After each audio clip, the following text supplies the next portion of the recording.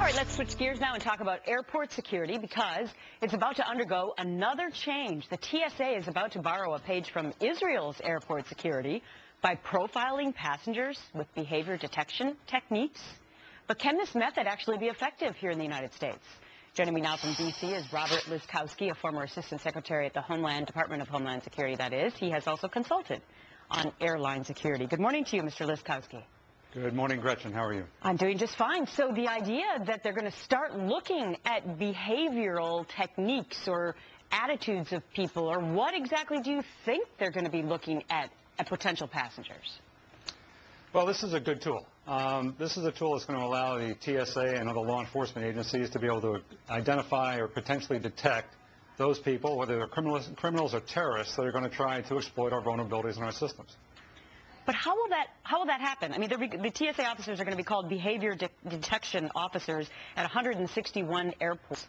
So are we to assume that these are the people that are checking our IDs, and then they might just get into a little bit more of a conversation with us before we go through security? How will it work?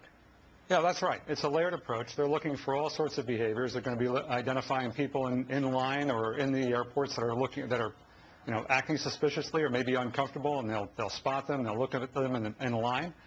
They'll talk to them, engage them in conversation, look for certain traits or characteristics that might indicate that they should be selected for further screening. All right, so let me ask you this. Will they just take an already employed TSA person who up until this point their job has been, to look at the screen and to look at IDs, and suddenly they're going to be a behavioral expert? Well, I think the selection process isn't well publicized, but clearly they're going to look for people that have the aptitude to be able to interact with people in a casual way, not cause them to be alarmed, but by the same token to identify those characteristics, like I said, that are going to be those things that are indicating abnormal or maybe anomalous behavior that should be further investigated.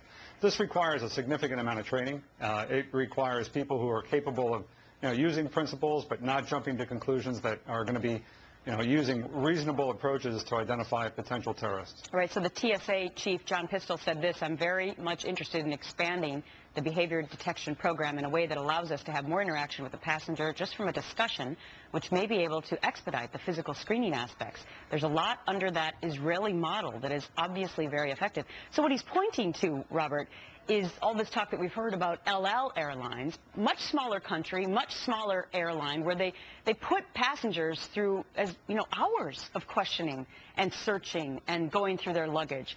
Do you really see it becoming as expansive here in this country, and do you think it will work?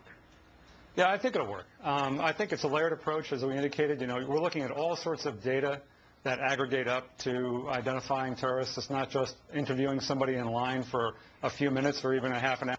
It's looking at where they're coming from, their background data. It's getting the data mining systems in place that allow you to identify people. It's looking at their checked baggage. We're looking at a screening process which it's a multi-layered approach.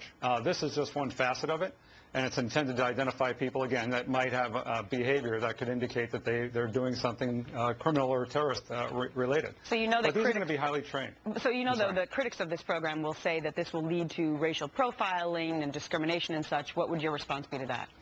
I mean, sure, you always have that discussion.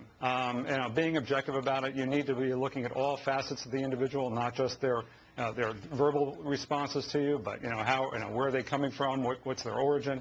It's really comprehensive, and you're always going to have the discussion around racial profiling. If you look at the Israeli system, I'm not suggesting they use racial profiling, but they clearly look at the ethnic backgrounds as part of their criteria for selecting people for further investigation.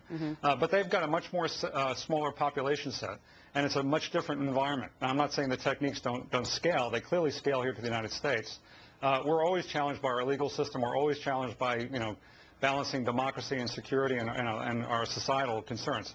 But the reality of it is, for security, we have to look at the entire picture. I'm not suggesting racial profiling is the only element. But looking at all characteristics of individuals is something we have to be cognizant of. Before you go, do you think that this change came about because of the growing public pressure about 6-month-old babies getting a pat-down and 95-year-old women who are wearing adult diapers getting a pat-down? Well, I'm sure that's an element of it, but I think the real impetus for this is the fact that terrorist groups themselves are becoming much more adept at finding and exploiting the vulnerabilities of our system.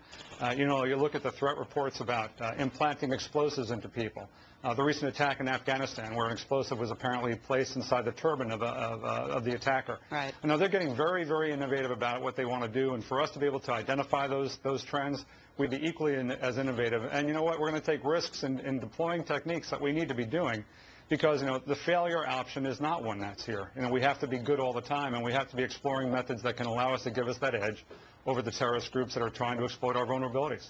Well put. Robert Liscouski, thanks so much for getting up early and explaining the new program to us. Thank you. I appreciate it.